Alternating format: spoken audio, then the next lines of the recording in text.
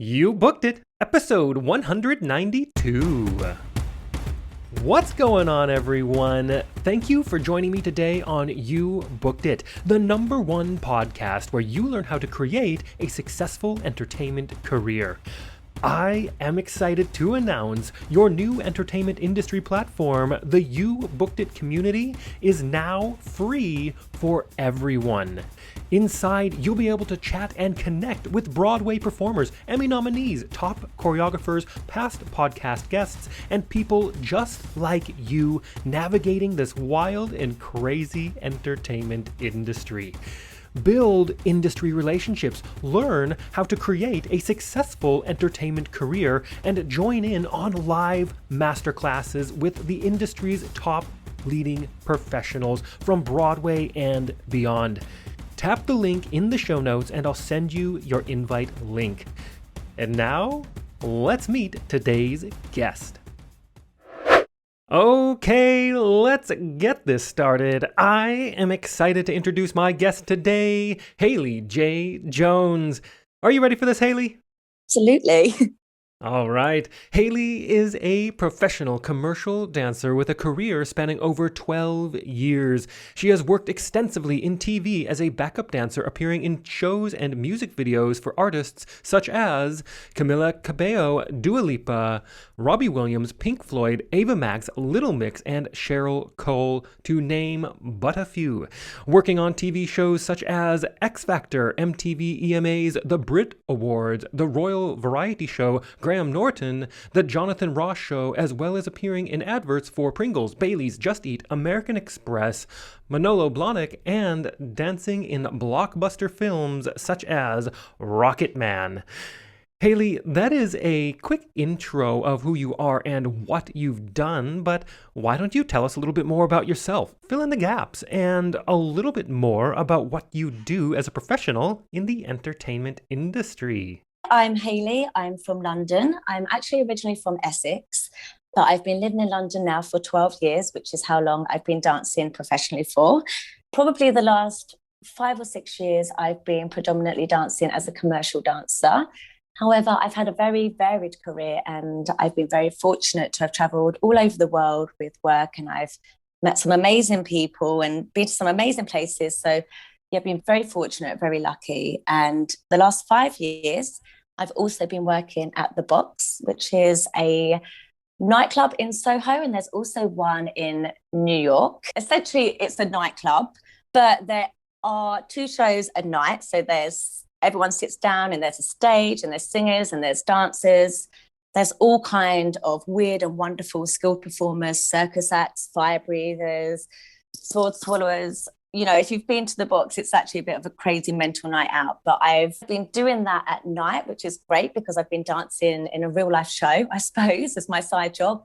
And alongside that, working in the industry in the day and going to auditions and going to classes and, yeah, basically trying to hold down a night job and a day job. So the last 5 years have been incredibly busy. I've had lots of fun, not much sleep, but probably a big contrast to how my last 10 months have been spent. Yeah, it's been a good, busy time. So I've been very lucky. Yeah, I would say that I've probably definitely caught up on my lack of sleep now.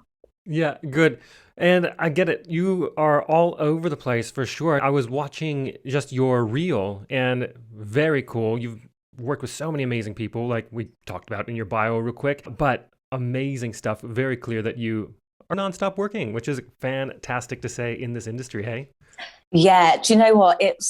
I think the last few years it just really picked up, and it took a long time to get the ball rolling. It took a long time, but they say like you wait along for ages and then all of a sudden 2 buses come along at once. That is literally what happened. So good. You just got to stick it out and keep moving forward. Absolutely. So let's dig into this first section here. And Hayley, look, I am a sucker for a good quote. What is your favorite quote you'd like to share with our listeners? Oh, I'm not sure if this is a quote, but maybe more of a mantra. I'm not sure. But I would definitely say that you need to be your #1 fan. You need to be your biggest hype man, basically. This industry is tough and you are going to get rejected more times then you book a job. And really, essentially, although this sounds a bit harsh, no one really cares about your career as much as you do. So it's True. up to, yeah, exactly. As much as it would be amazing. Could you imagine having a coach that like wakes you up in the morning and forces you to go to that audition that you're really nervous about, or makes you go to class the next day, even though you're feeling a bit rubbish because you didn't book a job? Really, this career is the most important thing to you. So you need to be the one that's going to pick yourself up and pat yourself on the back and be like, okay, come on, we got this, let's go. Like with every knockback, it's going to be hard, but you need to be the one that's going to motivate yourself and get yourself out of bed in the morning and go force yourself to train at class. And yeah, I think it's the motivation and the confidence and the self-belief needs to come from you, because as cliche as it sounds, no one's going to believe in you unless you believe in yourself. True. So yeah, I think you need to have self-belief. Yeah, you need to be your number one fan always. I 100% agree with you. Yes, unless you have someone on payroll, they're not going to be waking you up and motivating you or trying to keep you motivated to do your job and help you with all those things. It has to come from within. Yeah, absolutely. And as much as you could maybe have an agent that is great and really has your back, or a choreographer that really takes the liking to you, you can't really you can't rely upon anyone else. It has to come from you, and you really have to be like quite tough and build some resilience, because you're going to take a little bit of a battering in this industry. So you just have to be like, okay, let that one go. Let's just move on. Yeah. And you know what? I think it's also one of those things that we naturally have, especially when we're fresh and bright-eyed and bushy-tailed into this industry. We tend to have a lot of that confidence, and we really are our own hype man, right? As you said. But it's as we go through the career and things like that, and we have those upsets, that sometimes it gets harder to keep that energy and keep the momentum. But to remember that that's where you started, and to try to always pull back and remember what your energy was like in the beginning. Actually, it kind of reminds me, yesterday, so as we're recording this, I guess it's Valentine's Day today where you're at. And I've got a little 4-year-old daughter, and she wanted to make Valentines. So we were making Valentines. And I said, who do you want to make them for? She goes, I want to make them for everyone that I love. Aww. I said, oh, that's really nice. And she goes, and I said, who are those people? So we started listing them off. And then she goes, and myself. I said, that's amazing. Lovely. Yes. But that's where it is. I mean, you're 4 years old, you have no idea, and you are already saying, oh, I love myself. And in a way, remembering, hey, that's how so many of us are at such a young age. But then to keep that, and she's her own biggest fan through life, and just to remember that energy and through your career, it's amazing. Oh, that's amazing that she's only 4 years old and she thinks that already. And I think as kids, we're so like innocent, and I think we haven't had the stresses of life or anything. I think we can get really lost in wanting to get this job, and I do think you just need to take some time to sit back a minute, like, why are we doing this? Let's not do it for the Instagram post. Let's not do it because my agent sent me to that job, but I really don't want to go. Let's just really take it back and be like, okay, why am I doing this? Do I really want to do this job? Okay, of course I do, but let's not get so carried away. Like, it can be quite anxiety inducing. It's very nerve-wracking. We're putting ourselves out there to get rejected every single day. We go into a room of a panel, and sometimes we go in one at a time and freestyle. Like, you've got no clue what it is that you're going to be doing that day, and we are putting ourselves out there. We're exposing ourselves, so it can be hard. And I just think at the end of the day, just come back and be like, okay, you got this. You got this. If you really want to do it. Obviously, if you don't want to do it, that's fine. Honestly, don't put yourself through the pain of the auditions. But I do think it's really important that, as much as it's great to have your friends around you that can pick you up and stuff, you need to find that strength from within. For sure. And I think everything you just said in the whole section was so good. And it's going to lead in, I think, into this next bit pretty well. So Hayley, of course, you are an entertainer. I'm an entertainer, and I think that you'd agree that this industry can be the most subjective, brutally honest, and personally emotional industries in existence, like we were just talking about. And you know as well as I that in order to create and have a successful career in this industry like you're having now, does take a lot of dedication and hard work. And while, yes, there is an outrageous amount of fun and excitement doing what we do, there are also our fair share of obstacles, challenges, failures we are going to experience and we're going to have to move forward through. So tell us, what is one key challenge, obstacle, or failure you've experienced in your career, and how did you come out the other side better because of it? Oh, this is probably not a failure, but maybe more of a hindrance. And this was, like I was saying at the beginning, it took me quite a long time to get the ball rolling. And this is what probably I'll get it out first, and then I'll backtrack onto it. But basically, the first few, maybe 5 years of my career, the music scene was very different to what it is now. It was clubland, Ministry of Sound music, which is quite different to the kind of music that is popular at the moment. And obviously, with commercial dancing, whatever music is popular, that's the music that you're going to be dancing to, and then come different kind of dance styles with that. And it must have been about 5 or 6 years. This was the type of music. It has changed recently. And every single audition was for girls 5'6" and above. And if you weren't 5'6" and above, you could not get an audition. You couldn't get your foot in the door. I'm 5'3". So I just found it so frustrating at the beginning of my career, because I was fresh out of college. I had all this energy. I was like amazing. All my taller friends could get to these auditions, and I couldn't even get seen. And it was just the most frustrating time for me, because along with your talent comes lots of other things why you book a job. It's not just your talent. And in the commercial world, especially there back then, they liked a lot of girls to be similar height and aesthetically looking quite similar. And obviously there's nothing I can do about my height. That's just me. Like, my dancing would get me so far. And I remember a few times there were maybe a couple of open auditions that I ended up going to, and they still wanted tall girls, but I got myself, I wound my way in. And I remember this happened for a couple of years, and I would go to these auditions and I would get through all the rounds and I would get to the end every single time. And it would be a 6-7 hour audition, which your whole day is exhausting. And we would get in a lineup, and it always ends with lineup. You've danced all these rounds, and then at the end they go, okay, let's get in a line, obviously shorter to tall. And I would always be the shortest girl. I was always the girl in the end. And they would always say, I'm sorry, we just need 4 girls for this. We're going to cut the 2 shortest girls.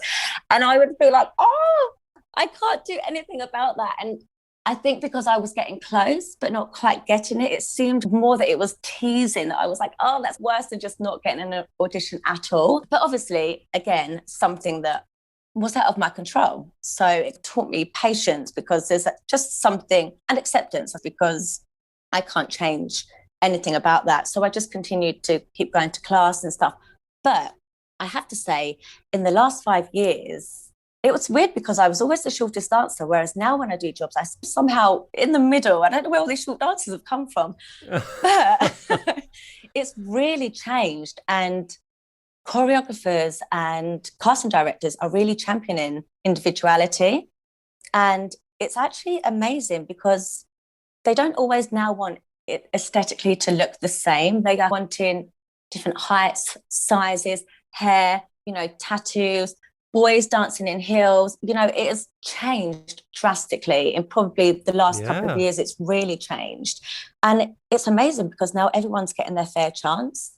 So it's really lovely to see. And I think, although it took me a long time, it took me 5 years to, even give some of the short girls some of the jobs, I really do appreciate every single job I get. And I think it's really important to experience the struggle and not expect things to come easy. So it definitely taught me patience and perseverance. And I think as well, if you are a dancer that's starting or is still dancing now, you won't be right for everything, and you might not be right now, but your time will come, and those jobs where they're looking for exactly you, that will come. I didn't know that the industry was going to change, and that they would start it just so happens that a lot of artists in England, for some reason, seem to be smaller. So obviously now they want some of the smaller dancers, and that just happens, and you can't control that or predict that. So just keep going, because something will come up for you that will be right for you. Yeah, just keep going. I think that's it right there. Because, like you said, it is frustrating, because it is so far out of your control, whether or not, especially when it's your height. Come on. Yeah. You just do what you do, and that's all you can do. And yes, it's frustrating, but just keep going, I think, is the biggest takeaway there. Because things will change, things will come around, and the work that's meant for you will be there for you. Yeah. As long as you stay in the game, as long as you keep going forward. Yeah. Keep working hard, keep going to class, keep doing what you're doing, and it will. I definitely think there were a few people that were because when you leave college, you start to see people be like, oh, we're 6 months out of college, we're a year, we're 2 years out. All of these people are working and working. And there's been some people that have been out of college for 9 years and they managed to book their amazing job. And it's just so lovely to see, especially now that I've been out for 12 years, I've seen that happen. I've seen it happen straight away, and I've seen it happen later on for people in life. And for me, it happened 5 or 6 years out. And when you're out that long, it feels like you've been out in the industry for a long time. But I do have faith that it will happen. And I have seen it happen. And it happened to me. I'm a short person and I ended up working. There you go. Well, let's move on to a time that I like to call your spotlight moment. That one moment in time you realized, yes, I am going to be an entertainer for a living, or maybe it was, yes, this is what I need to be doing as an entertainer. Tell us about that. Okay, normally it's quite a long story, but I'm going to cut it down, and my friends always laugh when I tell this story. But when I was in my third year at college, we auditioned for pantomimes, and I booked a panto in Manchester. And so this was my first job because I was still at college. So they allow you to have Christmas off and you move away. And I went to Manchester and I did a Cinderella at the Manchester Opera House. And it was amazing. I loved it. I had the best time and it was just amazing work experience. And it was a pantomime, if you've ever seen it, is just really funny and ridiculous. So you can get away with being ridiculous and hilarious on stage. So actually, although the group and the crew of people are normally so lovely, actually even on stage is just such a fun job. It's just so ridiculous. And yeah.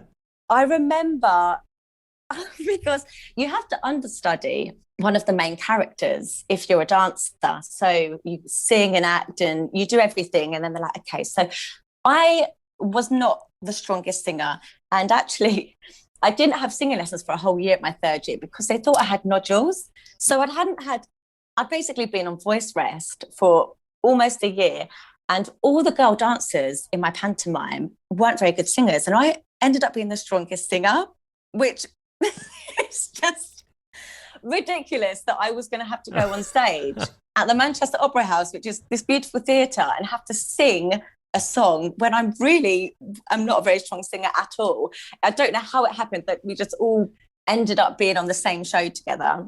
And I had to understudy the fairy godmother, who at the time was being played by Bernie Nolan, who unfortunately is no longer with us, but she was so lovely.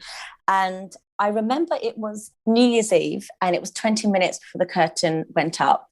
And they were like, Hayley, you're going off with Bernie. We need to get into hair and costume now. And I was thinking, oh my God, I need to go through the song. Can I at least practice the song? And they were like, you'll be fine. We need to just get you in your costume. And obviously it's 20 minutes. We don't want to hold the show too much. So I remember I did learn all the lines actually. And I had a feeling that I might go on. So I was like, okay, I just need to concentrate on the song. I'm going to learn the lines. I'm going to be fine. So I'm thrust on stage like very quickly. I didn't have time really to process anything at all. And I'm just having a really lovely time. This is what I was saying. I was on stage and I just thought, oh my God, this is so fun. This is amazing. I'm just flicking my glitter around. I'm changing the scenes. It was just so over the top. And because I was in my third year, I hadn't had any experience on stage. And I just had the best time. And I was getting so carried away in that I heard the intro for the song. And the song was Miracles by Mariah Carey and Whitney Houston, which is quite a big song. Yeah. Especially because I think I'd sung it with the MD maybe twice. And I was at the front of the stage and I've got this big spotlight on me. And that's when obviously like you can see everyone is looking at me. And I could hear the piano. It went dun, dun, dun, dun, dun. And I just thought, oh my gosh, it's here. I looked down at the MD and I was like, oh my God, this is a sink or swim moment. Like I just need to run off the stage. I don't know what to do. Like I don't think I've ever faced fear, even now, as much as I did then. I was so nervous. And then he went again, dun, dun, dun, dun, dun. And all I remember from it was such a blur. I just remember being like, many nights we pray. Like I was just so nervous. And the whole thing has gone in a flash and the curtains come down. It was the interval. And I just remember I just burst into tears. I was like, oh my God. I just had so much adrenaline and exhaustion and everything was pumping around my body. I just couldn't process all the emotion, and the curtains came up again and everyone was clapping, and just I think it was just adrenaline and joy. I was like, this is amazing, but also really terrifying. It was just such a mix of emotions, but I was a bit like, yeah, this is great. I want to put myself into things that like completely terrify me, but also I'm having the best time ever. That's when I was like, this is amazing. I'm going to do this for a job. Like, this is great. I love it. So yeah, every time I retell that, I literally live through the fear and I'm like, oh my God, it makes me so it so was just, I can't believe that. I don't like, when you're younger, I think you do have less fear. And I still look back and I think, I can't believe I was like 20 years old and I just sung in that massive theatre, Miracles by Mariah Carey. Oh, it's just something I'll never forget, that moment. So good. Love that story. And let's piggyback on it real quick and talk about your number one booked it moment. Walk us through that day, the auditions and callbacks, if they happen to be a part of it. What was going on in your life, and what about that moment makes it your favorite booked it moment?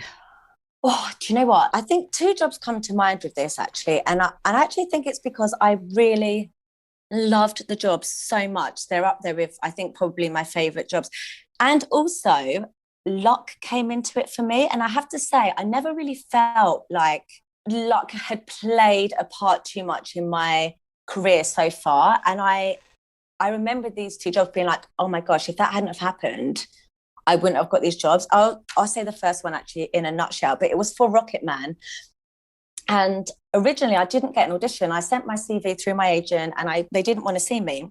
And I was working at the box. So I would quite often the box was great because it was very flexible. I could tell them when I got work and I could just take the full week off, or actually lots of jobs. Some things come in very last minute, or auditions come in very last minute. So actually quite often I'd find myself working the night before, having 3 hours sleep and going to an audition. And I remember it was about 11 o'clock at night. My friend was helping the choreographer on the show and he messaged me saying, have you got ROCKETMAN audition? Do you want to come tomorrow? I can bring 5 friends. And I was thinking, oh my gosh, this is amazing. Yeah, I'm working tonight, but great. So I had 3 hours sleep and I went, and I loved the audition. I was exhausted, but fine. Went to work again that night. And then I got a recall for the next day, went to the audition. And there's something really satisfying about being really exhausted and pushing through, and then it working out that you ended up booking the job. Because so many times you exhaust yourself and you take time off work and you put your time and energy and effort into something and you don't get it when you've been so close. And that's really gutting. But when you do it, I remember getting in a taxi home and I was so tired. But I just thought, oh my gosh, I've pushed my body. I cannot push my body or my brain any more than I have today. If I get that job, it's just, I think I'm going to cry. And I did end up booking it, which was just so lucky because I didn't originally get an audition. So it was through pure luck that I actually got that. So that was great. And the other one was for when we did Camila Cabello, and it was for MTV Ema Audition. Is a massive, massive audition. That and the X Factor audition every year in the UK. People fly from all over the world to come. And I think I was number 1,278 at the EMAs. And again, I was worked the night before. There's a massive queue. Like, I think the doors normally open about, say, 9 a.m. People get there at 7 a.m. and there's already a queue around the building. So you're queuing for about 5 or 6 hours, even before you get seen. And that was another one. And it's weird to think now because obviously everything is social distanced, but that audition, you are crammed in. There's so many people to get through. There's about 100 of you at a time that learn a routine. You are literally stepping on each other's toes, you're elbowing people, you've got other people sweat on you. Like, it was so close contact. It just seems bizarre now that we were that close before. And you couldn't see the choreographer. If you were at the back and you would switch lines, they would say switch lines here and there. It would take you about 3 switches before you got to the front. It was so busy. And I remember just me and my friend booking that one together, which was amazing because I'd never really booked any jobs where I could dance opposite my friends. So it's something really special about booking a job with your like really close friends. And the actual choreography and the job was just amazing. It was at Wembley Arena. And that was one of the moments again where we came off stage, and because of the adrenaline, like when you're in an arena, I don't think you appreciate the roar of people. And when you are rehearsing, you don't have a crowd there, and you're quite often standing on stage a whole song before your number comes on. I remember it was Liam Payne, and we're on stage for the whole time, and you're watching other people do their routine, but I'm like, okay, don't watch them, you know what you're doing. And then the track obviously changes to yours, but the roar is so loud that you're thinking, oh my gosh, has the track started now? Have I missed it? Like you have all these things going through your head and you can't see anyone else because you're pitch black. But it was really nerve-wracking and also really enjoyable. Again, like I was saying, the panto was, and when we came off, we were just so excited and just filled with adrenaline. We just all hugged each other and cried. And I'm not normally a person that cries in like life ever, or even when I get like emotional, I'm pretty like I can hold it together. But that and the panto and ROCKETMAN, I think that's when I know that they really meant something, because I've really been like, oh my gosh, like I could not have given it any more. And that feeling on stage was just exhilarating. It was just amazing. I just loved it. So yeah, those moments, they're the ones that you're like, oh, it's worth it. It's so worth it for this like one job. You might not do an arena job for, again, you might do it once in your life, or you might do it like once every 2 years, but it's really worth it. And yeah, they're so enjoyable. I loved it. Yeah, so good. I agree. Arena stuff is bonkers. It's way fun. And that energy, you're right. It's hard you can't really describe it unless you've experienced it. It is so unique to have all of that energy just shoved at you oh my in gosh, the center of an arena. It's so overwhelming, isn't it? It is like a complete mix of I am so terrified right now, but also I'm having the best time. Yeah. That's about right. And also, you said luck with ROCKETMAN, but you want to know what? Yes, some luck for sure, but I also heard that it's also the relationships that you had previously, because it was your friend that was assisting on that show that thought of you and text you. It's That's amazing true. how important relationships are in this industry. Oh, yeah, absolutely. It really is. And I do think everyone's going through their own thing. So just everyone is nervous. Everyone is worried about messing up the choreography for an audition. I think just really be kind. Just be nice to each other. Everyone's having a bit of a hard time on that day. Like we're all faking it in a way, that we're like, okay, we got this. But yeah, I think it's really important to just give everyone the time and treat everyone the same. There's no hierarchy here. You don't need to treat people differently or because they've not worked or because they've worked. I just think that we're all humans at the end of the day, and just be nice to each other. For sure. And let's take a moment to talk about the present. What projects are you working on now? What are you looking forward to? And we are amidst this wild global pandemic. How do you see the entertainment industry moving forward in the next couple of years? Yeah, well, right now I'm actually working on my yoga, which has been great because I've never really had, especially in the last 5 years, I haven't had time to do any kind of exercise whatsoever.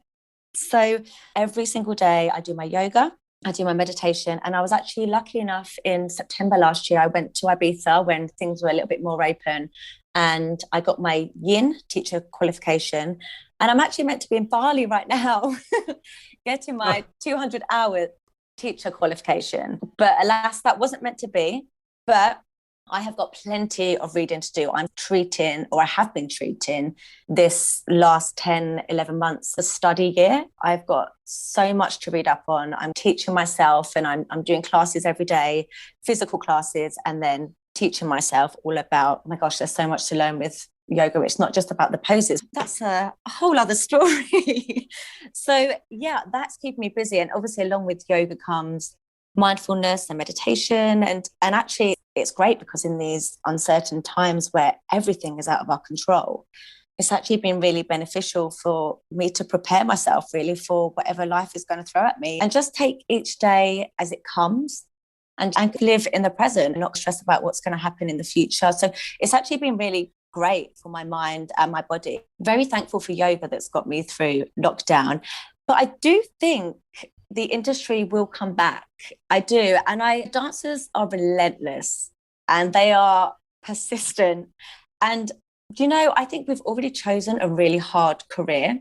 There's no guarantees that you're even going to book a job in this industry, and we chose to do it anyway.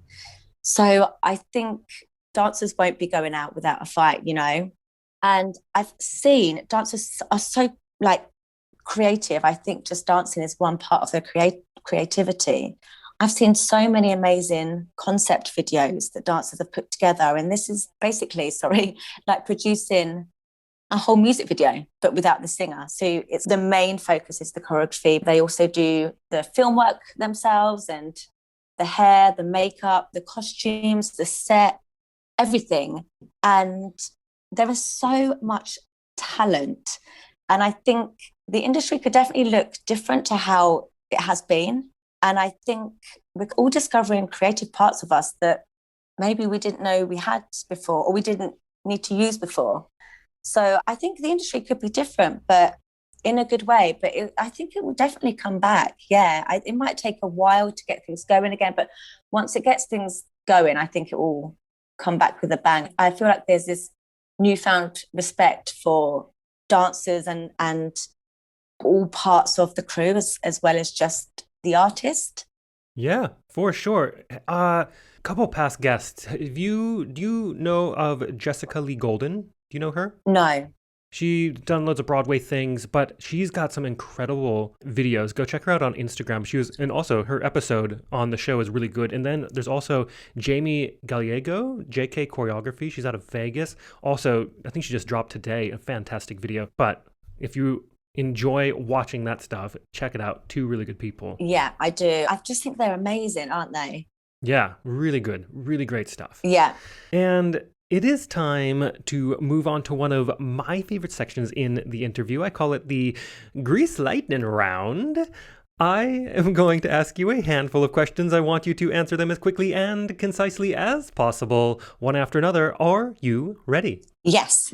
All right, first question. What was the one thing holding you back from committing to a career as an entertainer? Nothing. Second question. What is the best piece of advice you have ever received? Oh, that's hard because I've probably received loads, but I probably can't also remember any of it. But I would say more recently, the choreographers for the Camila Cabello, Sarah and Calvert, they're from LA actually. They said that because they couldn't really tell how we danced in our audition video, so they had a look on all of our Instagrams and basically booked us through our Instagram because we had our own dance videos from class that we'd uploaded. And basically I think Instagram started off maybe as a bigger thing in America than England, but definitely now I'm playing catch up with Instagram because I was later to the game because I'm a little bit older than everyone else. But it's your online CV. So it's really important that you upload how you look in real life and also your classes and you physically dancing so they can really get a taste for who you are and what you dance like. Yes, your online CV. That's so true. It's so important. It has become vital to having a successful career in this industry, whether you like it or not. Yeah. You got to jump on board. Definitely. Beautiful. And the third question, what is something that is working for you right now? Or if you'd like to go pre-COVID, what was working for you before our industry went on pause? Probably pre-COVID, learning to say no, because I would go to every single audition. And at the time, I was also working either at the Box or 5 other jobs because I've always thought that if you're busy, that means you're successful. I've learned the hard way. And actually, because I would go to everything, I would exhaust myself out. And then I'd get a last minute audition at the weekend that I really wanted. And I was so tired that I couldn't perform my best. So definitely reserve your energy so you can look after yourself. So basically you can be on top form for the job that you really want to book. For sure. The caveat being, I think, is you want to stay on the side where you're being selective about the things, but not justifying some way to just not do the work. You still have to say yes the vast majority of the time. You still have to show up and do all of that work. And the more times you say yes, you get to build more relationships, more networking possibilities within the industry. That means you get thought of for different projects, which then gives you the freedom to say no in the future. But in the beginning, you definitely need to do that foundation work. Definitely. Yeah. And I do think as well, there is so much in actually just getting your face out there, like whether it's going to class and seeing people and people just recognizing you, because even if you just walk past someone all the time at class and then they're taking an audition the next time, they're already going to know who you are, and people are always drawn to faces they recognize. So yeah, definitely 100%. But yeah, I definitely was going to everything.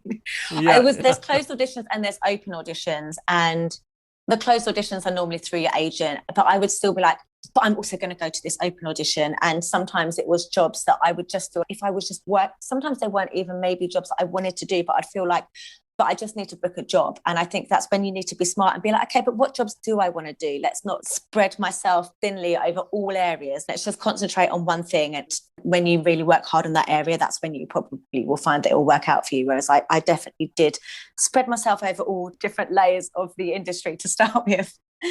Yeah. But hey, you found your way, and that's amazing. Yes. Beautiful. And the fourth question, what is your best resource? Whether that is a book, a movie, a YouTube video, maybe a podcast or piece of technology you found is helping your career right now. Oh my gosh, definitely a tripod stand with a ring light. I've been doing acting and adverts the last couple of years. So I've been going to like auditions in real life. But with lockdown, I've had hardly any dance auditions, but more acting auditions. And I've been filming myself on my iPhone. I would open a drawer halfway, tilt my phone in at the right angle, try and film myself tape quickly before the drawer wouldn't close. The drawer was slowly closing and the phone would flip down. So I'd have to be like, try and say everything really quickly and get it in before it flipped down. So that makes your life so much easier. Just invest. It's literally about £30, but yeah, definitely a tripod stand with ring light has made life a lot easier. Oh, so good. And the fifth question, if you had to start your career from scratch, but you still had all the knowledge and experience you've collected from your career in this industry, what would you do or not do? Would you do anything differently, or would you keep it the same? I would definitely do some research into what classes would benefit me, and maybe not waste time going to classes that maybe weren't pushing me, or not really the classes that I needed to be doing to be working as a commercial dancer.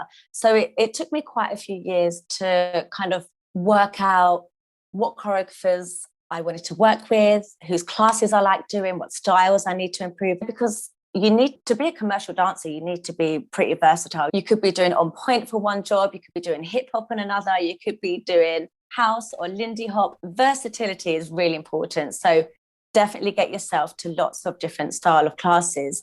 But I think if I were to go back and start again and straight out of college, I would probably focus on the classes and the choreographers I really wanted to work with, and get into their classes and see how they teach, see their style of dance, because then when you get in an audition room with them, they already know you, they recognize your face, and you already know how they're going to take the class, their personality, what they like, what they don't like. And I think that's really important. And I think if you want to be a commercial dancer, so many choreographers do, which is great, teach classes. So go along to them and follow them on Instagram, check when they're in town, and watch their styles on Instagram. You can watch a class and see if that's the class for you, which is great.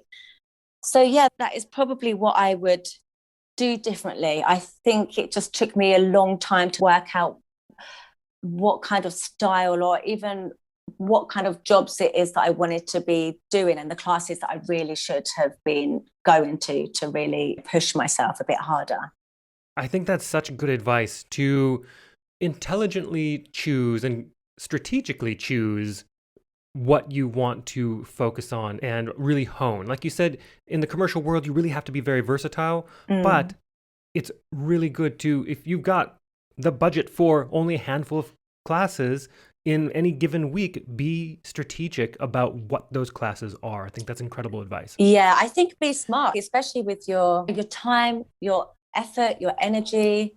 your money. If you're only going to be doing 2 or 3 classes a week, because dancers aren't going to have loads of money to spend on classes, then I do think they pick the classes right. And don't just pick one teacher, like always go to just that class. It's great to do that. I've done that. And I do love those classes. It's really easy to get tempted to keep going to those classes, but also try out other things as well. Like definitely keep your options open.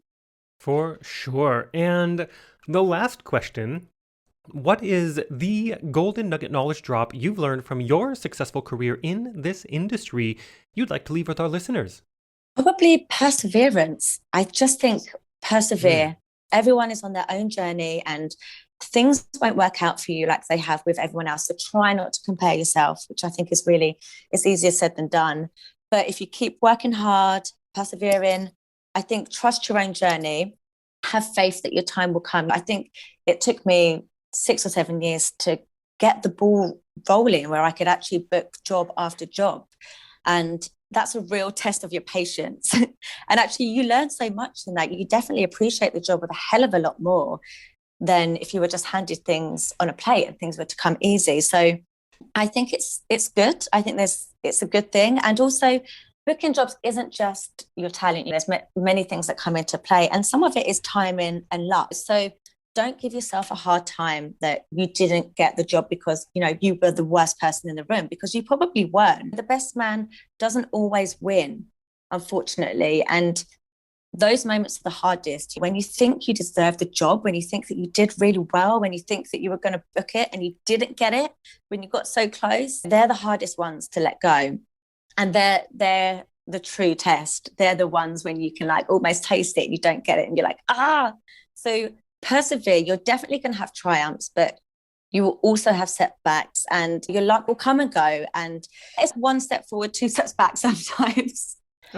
But that's just the way it is. It's out of your control a lot of the time. So I think just accepting that this is the way it is and just stay in your lane. Just keep working on yourself. Just keep concentrating on it. Just keep working hard, keep training, and you will get there eventually. Just pick yourself up and just keep pushing. Just keep pushing harder, because you will get that job and it will be amazing, and you'll be so thankful for it, and you'll just appreciate it so much more, because the hard work that you would have put into it will just be so worthwhile. So persistence and patience and hard work and faith. All of those things. Yes, love it, love it, love it. And to wrap up this interview, Hayley, it is time to give yourself a plug. Where can we find you? How do our listeners connect with you? Is there anything you want to promote? Just my Instagram handle, actually, which is Hayley Jay Jones. Yeah, you can find me on there. I probably do have Twitter from about 10 years ago, but I don't know how it works. I'm trying. Fair enough. Choose your one platform and you're good to go. Yeah, I'm trying to keep up with the kids with Twitter, but no, it wasn't for me. So Instagram is the way forward. There we go. And for everyone listening out there, I have put the link to Hayley's Instagram in the description of this episode so you can easily connect with her. And also be sure to share this podcast with your fellow entertainers, coaches, teachers, arts and entertainment educators, and anyone you know aspiring to create a career in the entertainment industry. You Booked It is the #1 resource of expertise on how to actually create a successful entertainment career. Case in point, everything Hayley dropped today in today's episode. If you enjoyed this episode, hit that subscribe button so you don't miss the next one. Hayley, thank you so much for being here. I'm so glad we got connected. Oh, thanks so much for having me. It's been really lovely to relive all those moments again. Absolutely. Yeah, thank you. Thank you so much for listening today. If you enjoyed this episode and want more like it, be sure to smash that subscribe button. Also, be sure to jump inside the brand new You Booked It community. Head over to youbookeditpodcast.com/community or tap the link in the show notes right now and take your career to the next level. Inside, you'll connect with your people and develop real industry relationships, which, by the way, this podcast has discovered is the #1 fundamental that creates long-term career success. discover opportunities, and join in on over 20 upcoming live masterclasses. Tap the link in the description of this episode, and I'll see you there.